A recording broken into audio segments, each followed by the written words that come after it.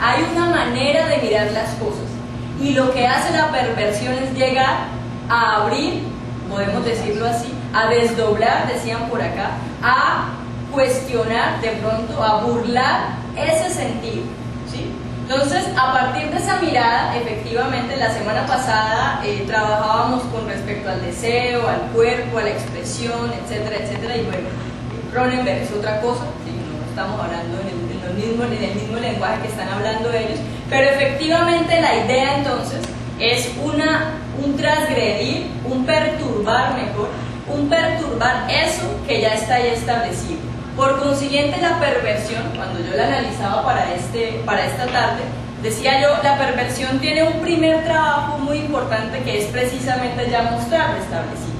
Normalmente, cuando uno no pervierte nada, pues ¿por qué no lo pervierte? Porque ya está ahí, metido en eso, y ni siquiera, es posible que ni siquiera se dé cuenta bien de cómo es eso.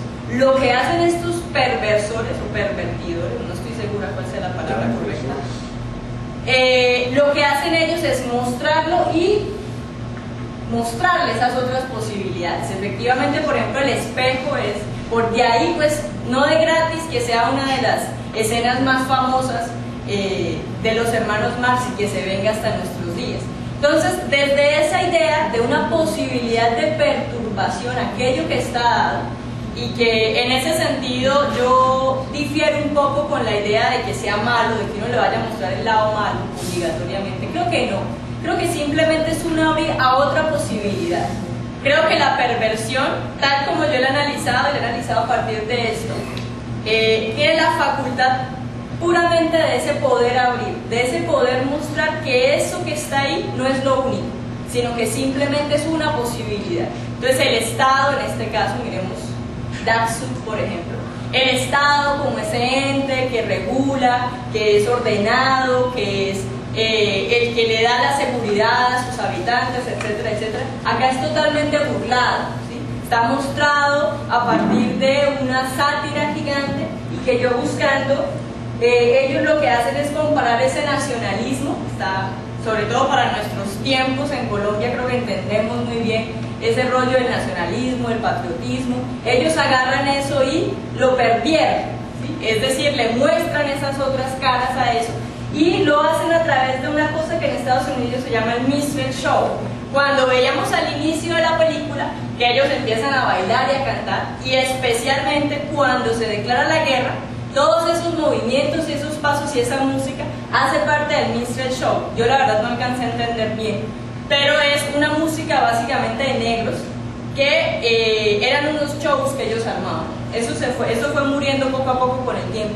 Lo cierto es que ellos hacen acá una comparación del gobierno con ese minstrel show, que era una cosa más bien populosa, no muy, exactamente, no muy respetable, y ellos la agarran y dicen pues que ese es el Estado, prácticamente lo comparan con eso. Entonces esa es una de las cosas en las cuales uno ve que están ellos dándole como esas vueltas a las distintas posibilidades que hay ahí. Entonces de ahí pues que obtengamos la risa, ¿sí? La risa es, leyendo a Berzón, que hubo alguien por acá que me lo recomendó y le eché una miradita, estoy totalmente de acuerdo con él, no es algo posible de definir, de uno meter en un concepto, es decir, de encajar en algo, porque precisamente la risa es lo que tuvimos en la tarde de hoy, es decir, nos la pasamos muertos, carcajeados en una cosa en la cual, si tratáramos de definir lo que sucedió entre las 3:30 y las 4:30, pues sería muy triste, es decir, tratar de decir, sí, lo que pasa es que yo en un primer momento esbocé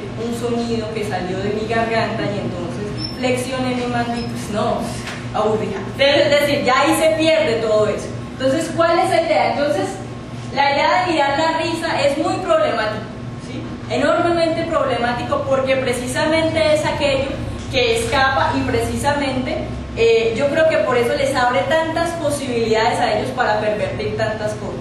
La risa es esa cosa que permite desdoblar de alguna manera, abrir esas otras cosas, ¿sí? Cuando yo veo a alguien que se cae y me río, estoy mirando la caída desde otra mirada, ¿sí? No puramente como el Señor, que oh, terrible, wow, le ha pasado algo, se cayó, sino la estoy mirando desde otra posibilidad. Y la risa misma está abriendo eso. Cuando yo mismo me caigo y yo mismo me muero de la risa, pues Estoy viéndolo de ahí. Si yo ahorita cometo alguna tontería acá y me río, yo estoy pervirtiendo ese mismo error. O puedo quedarme, me equivoqué, terrible, me doy golpes de pecho y me quedo ahí. Pero la risa misma siempre está en una búsqueda de estar abriendo cosas. Y creo que por eso se les permite a los cómicos, a la comedia, pues, pervertir tantas cosas. Sin embargo, no es una perversión desde esa mirada típica de es que nos va a mostrar lo malo, porque la risa no termina mostrando nada malo o bueno, ¿sí? Es decir, la risa no termina diciendo es que esto es bueno y esto es malo. Ahí hay como un romper esos paradigmas, digámoslo así, en el cual estamos siempre como en esa ambigüedad entre lo que está bien y lo que está mal. Acá es puramente un mostrar, y obviamente ese mostrar no es tonto, ¿no? Y es lo que termina siendo importante. El hecho de que no nos quedemos en lo bueno o malo no significa que no sirva para nada. Precisamente ahí sigue estando como lo complejo de la risa misma, ¿sí? Yo no quisiera acá decir que soy una especialista en risa, porque no lo soy, ni he estudiado a fondo, pero solamente tratando de hacer este ejercicio de comprender la importancia de estos señores, ya se da uno cuenta de la dificultad tan enorme que tiene preguntarse por qué es eso de la risa pervirtiendo. Precisamente porque es que no nos va a mostrar una cosa que esté por allá en las profundidades, o nos va a mostrar, pero al mismo tiempo no estamos perdiendo el tiempo, ¿sí? Y pues prueba de ello, por eso les daba el ejemplo de lo que hizo Mussolini con la película, porque muestra que eso tiene ahí un contenido hasta político, lo que queramos tener. Entonces,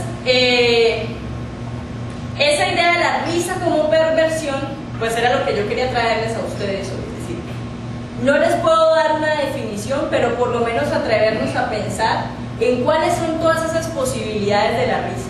Y además atrevernos a mirar a la comedia como esa posibilitadora de abrir espacios en donde creemos que ya no hay más, y abrirlos de una particular manera, porque claro, yo puedo pararme a hacer una crítica, puedo pararme, pues como estamos acá, criticando el Estado, o puedo pararme a hacerlo al estilo como lo hacen ellos, que además, a diferencia de Chaplin, no es una crítica directa, es decir, uno ve a Chaplin en El Gran Dictador y pienso en tiempos modernos, por ejemplo, y el tipo es claro, el tipo está criticando la burguesía, está criticando el capitalismo, y es claro, estos señores, dentro de todo su caos y dentro de todo su absurdo, de ahí es de donde salen. Y por eso yo creo que trabajarlos a ellos es incluso un poco más complejo, por lo menos para mí. Yo me imagino que muchos de ustedes ya lo habrán trabajado incluso mejor y tendrán más ideas, pero mirarlos a ellos, mirar ese absurdo, mirar ese lenguaje corrosivo, y a partir de ahí hacer esas críticas que ellos están desarrollando, eso era como lo que yo le veía a esto, y veía que cabía dentro de este espacio que estamos hablando, dentro de esta perversión de la que estamos hablando. Y sobre todo, dentro de lo que yo quería hacer es mostrar esa perversión como una posibilidad de reírse, precisamente. Es decir, no la perversión como de pronto la trabajamos la semana pasada, que era un poco, oh sí, terrible el cuerpo, que no nos deja, que el homosexualismo, que tal, lo cual es totalmente posible, totalmente válido, pero también darle esa otra mirada a la perversión, como esa posibilidad de estar muertos de la risa y aún así estarnos pervirtiendo, aún así estar pervertidos, riendo, en un acto en el que posiblemente no se veía mucho, uno no se le alcanza a imaginar como tan corrosiva sería mi palabra. Entonces, desde esa mirada y tomando pues los elementos de los hermanos Marx, yo tomé 3 elementos que fueron como los que me parecieron los más claros de alguna manera para mirar esa perversión, o los modos más bien como ellos desarrollan esa perversión, los modos como ellos intentan romper esos espacios. Yo quisiera decir algo antes de esto, y es que la interpretación que yo acabo de hacer es totalmente mía. De hecho, Groucho, cuando le preguntaban por la película, el tipo decía que cuál era tanto problema, que esa simplemente era una película para hacer reír y ya, que por qué le ponían tanta vaina a la cosa. Entonces ellos mismos no tienen la intención, y de ahí, o pareciera que no la tienen, vamos a ver qué pasa. Y de ahí pues que esa idea de la perversión como que también se le escape a uno, porque si uno dice que puramente es hacer reír, pues entonces, ¿qué pasa ahí? Esa es una de las cosas. Y yo les quería dar otro dato, y es que la escena del caballo, cuando nos está pasando, pues para mirar también que ellos se están rompiendo con muchas cosas. Cuando pasan los zapatos, que primero pasan los zapatos, los otros zapatos y luego las escuelas, se están burlando de algo que en Estados Unidos se llama The Hays Code, que era un código en el cual se daban las reglas de las cosas que se pueden y no se pueden presentar en una pantalla. Y entonces, claro, es decir, ahí es una tontería porque lo muestran ahí, uno se imagina quién sabe qué, y en realidad es Chico durmiendo con el caballo, perdón, Harpo durmiendo con el caballo y la señora en la otra cama. Entonces, si uno se pone a mirar la cantidad de cosas que tiene la película, pues son una cantidad inmensa que posiblemente muchas de ellas, pues no nos sean cercanas. Hay una cuestión ahí